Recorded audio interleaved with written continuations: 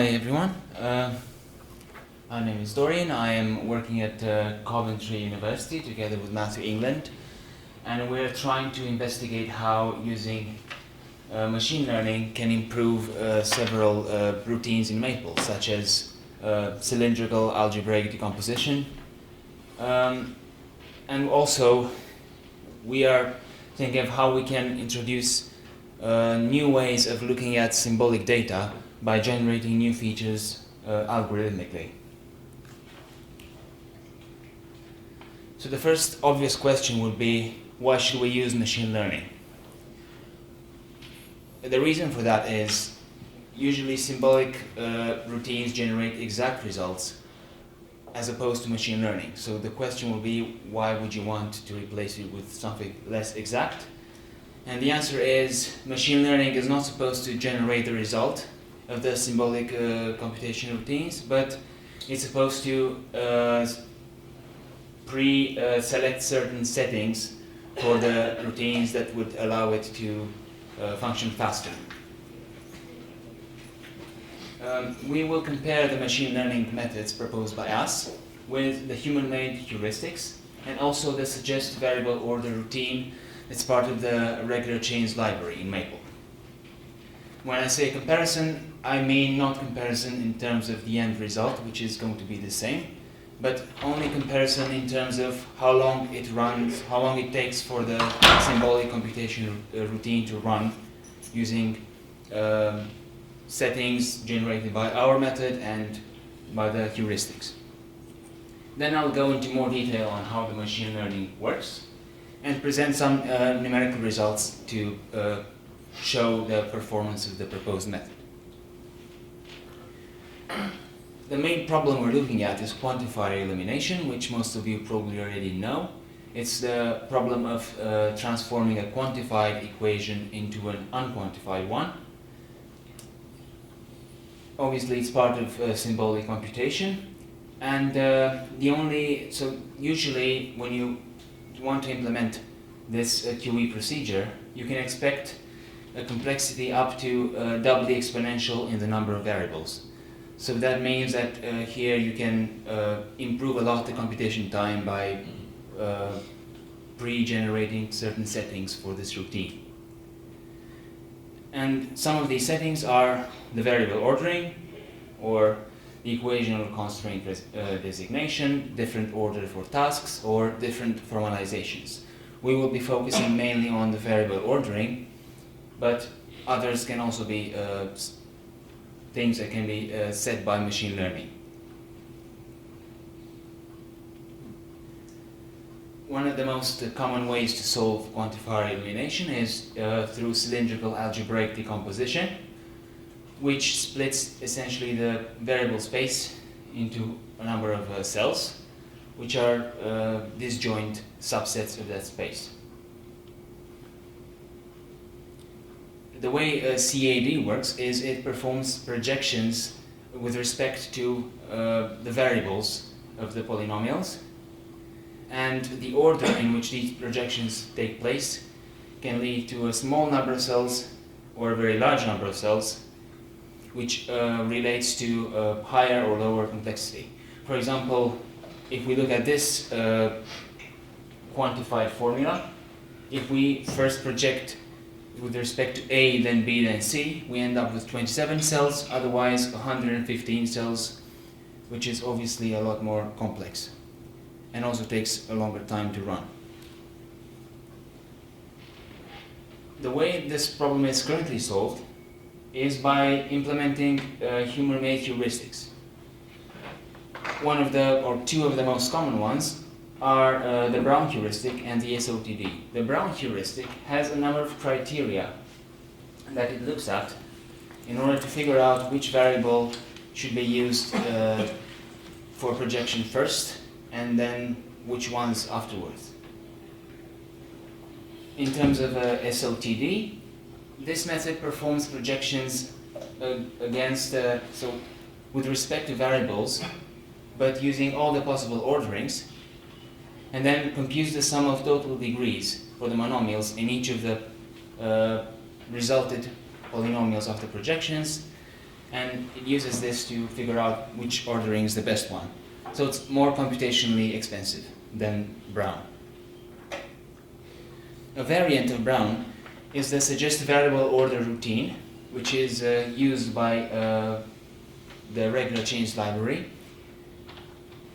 This routine basically implements Brown. The only difference is in Brown, after going through all the criteria, you can still end up at the end with several variable orderings that are equally optimal as predicted by Brown. Normally, when you use Brown, you would choose by random one of these orderings, but the suggest variable order routine has its own way of figuring out what's the best ordering amongst the ones that are equally optimal. The method that we propose is using machine learning. Machine learning, for people who aren't that familiar, is the way to study algorithms that perform specific tasks effectively without specifically instructing them how to do it.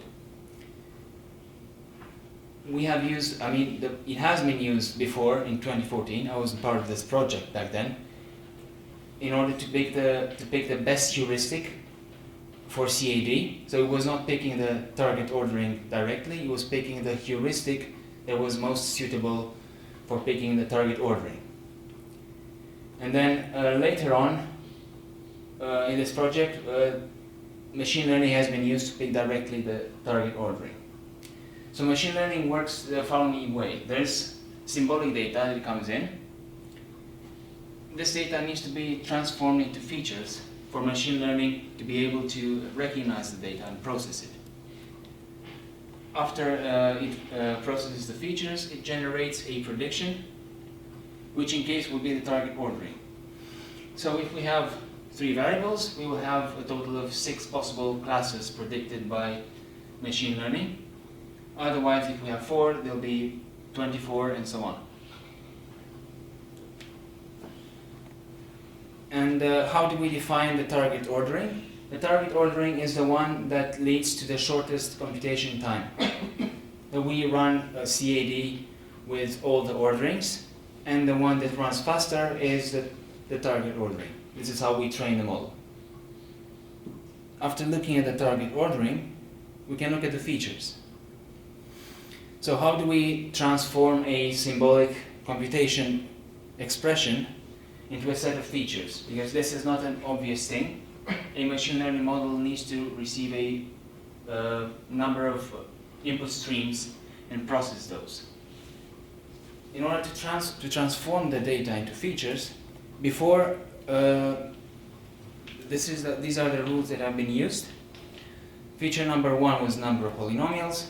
Feature number 2, the maximum total degree of the polynomials.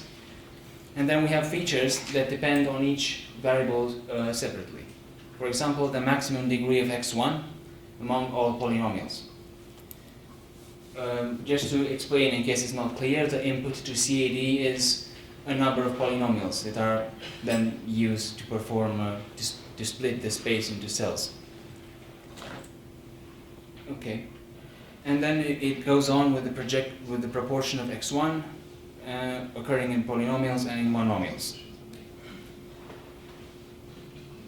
Later on in this project, we also moved on to generating new features, because these features, there's no general rule on how to select the features. You just have to come up with ways to look at the data and extract meaningful information from it. So we wanted to get more features because we knew that there must be others that are useful for this problem. In order to do this, we formalized the existing features first. This formalization worked the following way. This is our problem, a set of polynomials.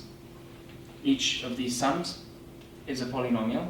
We got capital P polynomials and capital M P monomials, which obviously depends on, is different for each polynomial. D1, D2, D3 are the degrees, and C are the coefficients, which we will not look at, we haven't looked at yet. So now the number of polynomials is p. The maximum total degree of polynomials is given here. You compute the maximum of the sum of the degrees. These are pretty obvious as well. I'm going to go in a bit more details here. The proportion of x1 in polynomials. This first computes the sum of the degrees within one polynomial and takes the sign of this. Taking the sign essentially tells you does this variable exist in that monomial, or does it not exist? And then you compute the average for all polynomials in the set. And this will essentially tell you how many of polynomials contain a variable x1. And then it goes on, and for monomials it's the same, only you compute the average over the monomials and polynomials. So what I've just shown you now is exactly the same as this one, only formalized mathematically. And we can formalize mathematically Brown's heuristic as well. The overall degree in the input of a variable is this expression here, maximum for m and p of dv and p. The maximum total degree of those terms in which the variable occurs takes the sum. So first of all, the sign function verifies, does this variable occur or not, 0 or 1. If it occurs, then it's multiplied with the sum of the degrees. And it's essentially equal to the criterion in Brown. And then the number of terms in input, which is also pretty obvious because it's the sum of the sign of these degrees. So if they exist, they'll be 1, and in the end you'll get the number of terms. So after formalizing the existing features that have been used before and the Brown heuristic, we notice that there are some similarities. They all depend on functions maximum, average, sign, and sum.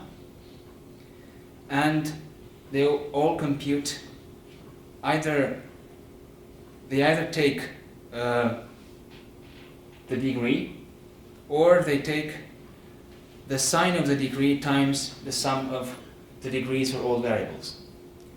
So as observing these, we can generate new features. And this is the algorithm proposed to generate new features. The feature, depending on this problem, will be the composition of several functions. First we have function hmp, which can either be the degree directly, or it can be the sum of the degrees of the monomials in which the variable occurs. And this comes from the Brown heuristic. And then g1 to g4 will be functions part of this set, either a maximum or sum or average or sign. Right? The idea is that using this algorithm, you can generate all the features as before, and also you can implement the Brown heuristic. And there are several conditions that have to be satisfied in order for this to be consistent. G1 to G4 must all belong to distinct categories, because if they're the same category, you just have a repetition. Maximum of maximum, for example, maximum of P from maximum of M would be the same as maximum of M and P. So they have to be different for it to make sense. Then you first need to compute. So you need to have one function that computes over P, and then another function that computes over M. You can't have two functions computing over P because it doesn't make sense. We have a number of polynomials. Each polynomial has a number of monomials in it. If you compute over M, then you can only compute over P afterwards. Because if, let's say, we take an example, we take the maximum over M, this would tell you the maximum in each polynomial. And then you need to compute only over P. You can't compute over M, right? This is the second rule. And the third rule, the computation over P is always performed after computing over M. So now we have a set of rules that can generate algorithmically new features. And here I have an example. If we have this problem over here, given by two polynomials with two monomials, and we can look at, here's a mistake, so 1 and 1. So we can look at h, the first polynomial and the first monomial, which would be this one, and we can compute dv12, which would be 2, and then sine of dv12, which is 1, times the sum of all the degrees, 1 plus 2. And then we go on and we say, what's the degree? So what would be d212? Would be 1, the degree of variable x2, and then 1 times the sum of all the others. And then for the third variable, you notice we don't have x3 in here, so this sign will be 0, which will cancel out everything. And a valid feature would be, for example, max 0, average MP, sum 0, sine of d2 MP. This essentially says max 0 is the identity function, so it does nothing. Sum 0 does nothing. We end up with an average, so average of d2 MP, which in natural language is the proportion of monomials containing variable x2. So now we know how to compute the features. We looked at the target orderings, and we can also look at the machine learning models. Okay, so the machine learning models are the following. We have the k-nearest neighbor, the most common ones: k-nearest neighbor, multi-layer perceptron, decision tree, and support vector machine. So I'm out of time. I won't have time to get into details into those. So I'll move on to training. How do we train those models?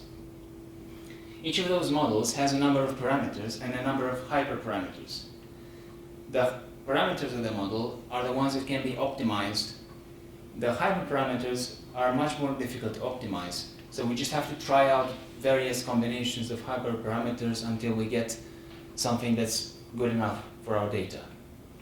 If this is all the data we have, we split it typically in training data and test data. The test data is the group that is not used during training, is not used for tuning any parameters. So we keep it aside. And the training data is used for tuning the parameters, and therefore it is split in 5 for 5-fold cross-validation. This is another typical way to split the data for training. So you split it in 5 equal parts. You use 4 for training the parameters, and the 5th for training the hyperparameters. And then you generate all the possible combinations. So you always train the data on, you train the model on all combinations of 4 groups, and you tune the hyperparameters on the 5th one. And then you take the average score and you pick the hyperparameters that lead to the highest average score. The reason this whole complicated process is done is to ensure the model does not learn any structure from the data. So it simply it learns the problem we're trying to solve rather than learning pre-existing structure in the data. We looked at the target ordering, the machine learning models, how we generate the features, and now how we get the data set for doing all of this. We use the MLSAT dataset, which comes from various sources. I'm not going to go into right now. And we started with 3 variables, and we found 6,117 problems with 3 variables in this dataset. And we divided these for training and testing, 4,600 for training and the remaining 1,500 for testing. In terms of software, we use the Cylindrical Algebraic Decomposition routine. It's part of the regular chains library. We used the scikit-learn package in Python for training the machine learning models. We use the SymPy package in Python to extract the features. And we implemented we implemented SOTD heuristic in Maple using the projection CAD package. These are the resulting hyperparameters. So if you remember, we had the fifth part of the training data set for tuning the hyperparameters, and we always picked the hyperparameters that maximize the accuracy on the training data set, on the fifth part for cross-validation. How did we compare with the human-made heuristics? The problem in comparison with the human heuristics is that SOTD and Brown can generate several orderings, while machine learning only generates one. So in terms of computing time, we just calculated the average time corresponding to all the orderings generated by Brown. If Brown generated 3 optimal orderings, we calculated the average time for that. Okay, and the results.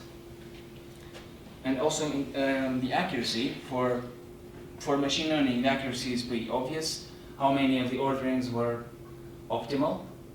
For the Brown and SOTD heuristics, if they generated several orderings, what percentage of these orderings were optimal orderings? And this generated the accuracy. So for 11 features, these are the results. This is the machine learning. These are the heuristics, random and regular chains. What we notice is machine learning outperforms the heuristics. As expected before, the heuristics perform better than random. And regular chains perform slightly better than Brown, at least in terms of computing time, because it runs the routine faster, which can be explained by the fact that it uses several tricks in case Brown generates more than one optimal target ordering. This is a more detailed analysis that I don't have time to get into. For algorithmically generated new features, we applied the algorithm generated that I've explained before. It first led to around 1700 features, but some of them were constant or repetitive, which meant they were the same for all the problems, or all the 2 features were completely identical. So we got rid of all these cases and ended up with 78 features. So using 78 features improved machine learning considerably in terms of accuracy and computing time. So the accuracy is higher and computing time is lower for all the methods. Okay. You got 50 minutes. All right, that's pretty good. Okay. So I've already explained these. Now we moved on to 4 variables. So we extracted from the same data set, we found 2080 problems with 4 variables. And these corresponded to 24 possible variable orderings. So all the machine learning models had to pick between class 1 to class 24. We split those again in training and testing. And the total number of features in this case was much larger, as expected, 2300. But after removing the repetitive and constant ones, we ended up with 105 features. And we can see that these are the results, where the machine learning outperforms again the heuristics. And we can also see that Brown performs a lot worse for 4 variables than SOTD, which maybe can be explained by the fact that SOTD has a much more complicated process of determining the optimal orderings, which might be better suited for this more complex case with 4 variables. Okay. And also, all the results that we see here are on the testing data set, just to clarify. So the training data set was used for training the parameters and hyperparameters, and the results are for a completely new set of problems that were not used. Another way to improve the machine learning was how to improve the cross-validation. The reason for that is, so far we pick the hyperparameters. If we go back here, we pick the hyperparameters for each split, the hyperparameters that optimize the score on the cross-validation dataset. By optimizing the score, I mean we look at which hyperparameters lead to machine learning picking orderings that are closer, or pick most orderings that are optimal. And by optimal orderings, I mean orderings that lead to the smallest possible computing time. Okay, but this is not very beneficial, because what we care about is not picking the ordering that leads to the smallest possible computing time. We just need orderings that lead to short computing times. So we would prefer a model that doesn't always pick the optimal ordering, but picks orderings that, so if it misses the optimal ordering, would rather pick one that leads to a smaller computing time than potentially picking the optimal ordering more often, but also picking very bad orderings that lead to a large computing time. So this led to a new method for cross-validation, where instead of tuning the hyperparameters by looking at the accuracy for the optimal ordering, we picked the hyperparameters that led to the shortest overall computing time. And this also led to a significant increase in performance for machine learning. Here we have the four models: decision trees, k-nearest neighbor, NLP, and SVM. And we have the accuracy and the computing time. And we can see that the DTO, it comes from the old decision tree model with the old cross-validation method, DT new cross-validation method. And we can see the new cross-validation method, as expected, decreases the overall computing time. Because now we're no longer just looking at picking the best orderings, we're looking at picking orderings that overall lead to shorter computing time for a symbolic computation routine. And conclusions and future work. We have shown that machine learning is a very promising tool in this case, because it outperforms the human-made heuristics and can potentially lead to attractive applications of symbolic computation, because in some cases cylindrical algebraic decomposition can take forever to compute, right? So in that case, even though the algorithm is there to do the job, because it takes so long, people don't do it anymore. So in this sense, machine learning is very promising. And we also improved our machine learning routine by extending from 3 variables to 4 variables, by generating new features algorithmically, and by using a new cross-validation routine that further decreased the computation time. In terms of, and also it's a very important thing that our algorithms are not limited to this application.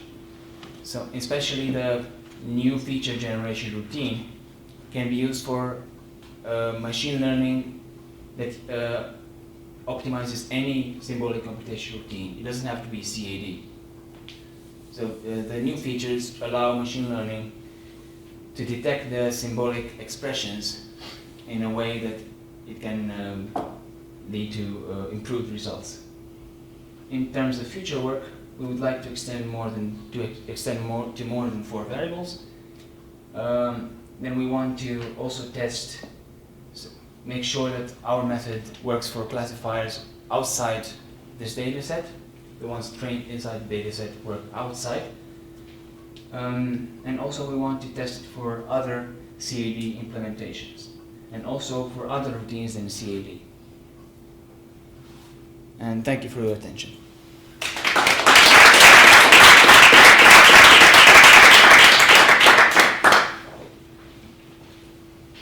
Are there any questions? Yeah? So your training and testing data sets were real examples in this case? Yeah. I think I want to talk to Matthew about random polynomials for training. So this isn't part of that work, this work. So, sorry, there are no random polynomials here. Okay.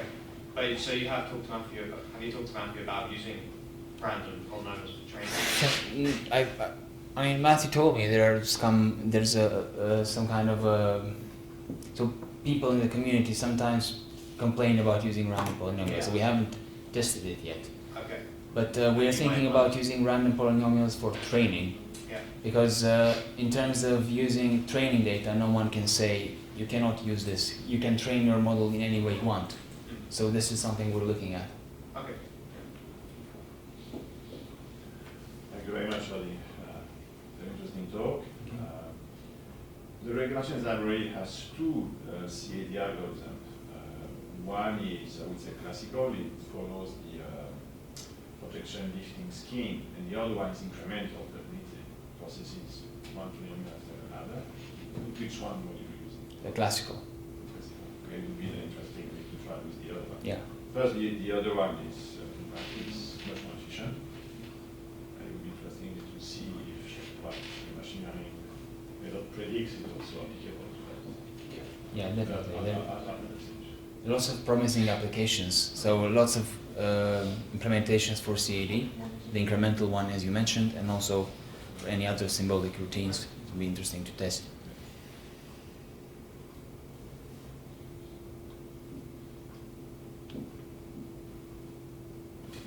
Okay.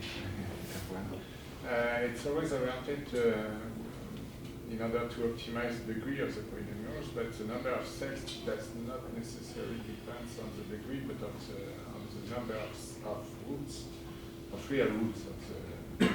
Sorry, I can't really hear The you. number of cells, so it's a finite number of cells generated by the CID algorithm after the projection depends on the number of real roots of the polynomial, which is not necessarily linked to the degree. Yeah. Yeah, I know what you mean. Yeah, this is. So it's almost the same question. If you use random polynomials, you have very few real roots. So how it behaves in that case, and what's the added value, you can experimentally see an example with few natural cells, but quite high degree. So you're suggesting using roots as features for the machine learning? I don't know, in fact, Yeah, yes. that's It's a question if I had the answer. Yeah, there's no rule on how to pick the features. This is it's interesting but also challenging. Okay, may we understand in that case that you optimize in some sense the first stage of the CAD, which is the projection. Yes. Okay. So SOTD is an example of a variable heuristic which is quite complex, right? So you have to compute the whole projection before you can really say much about the variable ordering. The heuristics that you're getting out, I assume, are fairly surface level in terms of the fact they don't need to do anything of high complexity to say this is how you get the ordering. Yeah, that's right. This is all stuff you can examine pretty much exactly from the input. Yeah, that's correct. So Yeah. all the heuristics, which are essentially the machine learning models, Yeah. they take instantaneously to run, and they're very simple to apply. So this will be an advantage. Would it ever be- with SOTD? Would it ever be the case that you get something more complex? Or is that I think it's very unlikely. unlikely? It would really have to be, I don't know, maybe a multi-layer perceptron, which is a neural network with, I don't know, 100,000 layers or something, which would be probably way too overkill for this problem. Fair So enough. I would say it's very unlikely. Yeah. Question over there. Do you offer any speculation as to why the particular machine learning strategies which perform best did so? For example, K-means clustering was or decision trees that you singled out two as having produced better results than others. For example, the multi-layer perceptron. So, do you have any ideas about why that might be? So it's really tough to get an insight into why one model performs better than others. But we have noticed that for 3 variables and for 4 variables, we obtained quite different results. But one thing that we've noticed is that in all cases, SVM, which was used initially for picking the optimal heuristic, never performed best. So something that interesting we found out is there's scope for more better machine learning approaches to improve, but there's no way to guarantee which one will perform best. Are the coefficients of your polynomials over the reals? Are they real? The Yes. coefficients of Yeah.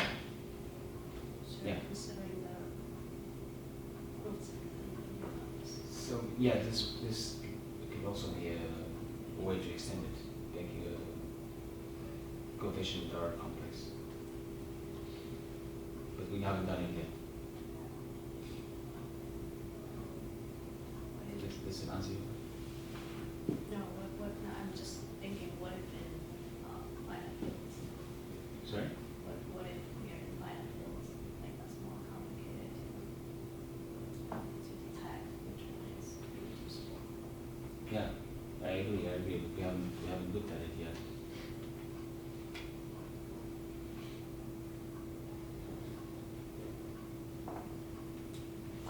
So maybe I just missed it, but the slide about the 4 variable cases, I didn't see if you had also compared with the suggest variable order. Oh yeah, I haven't compared. Okay, I see. You didn't miss it. I missed it. But I'll include it as well.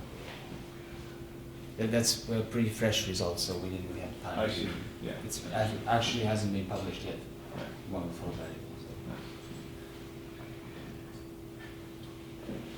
Are you aware of similar work in the case of QE over the integers, I mean, Crossvalidation arithmetic?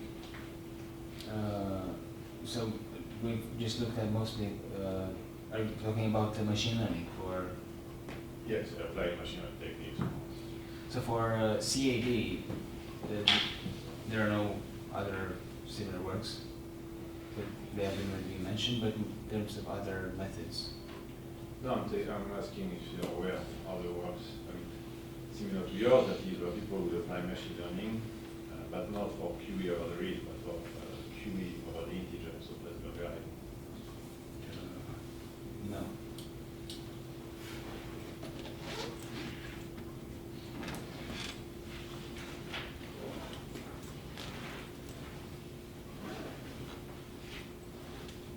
If there are no more questions, I guess we'll give them another round of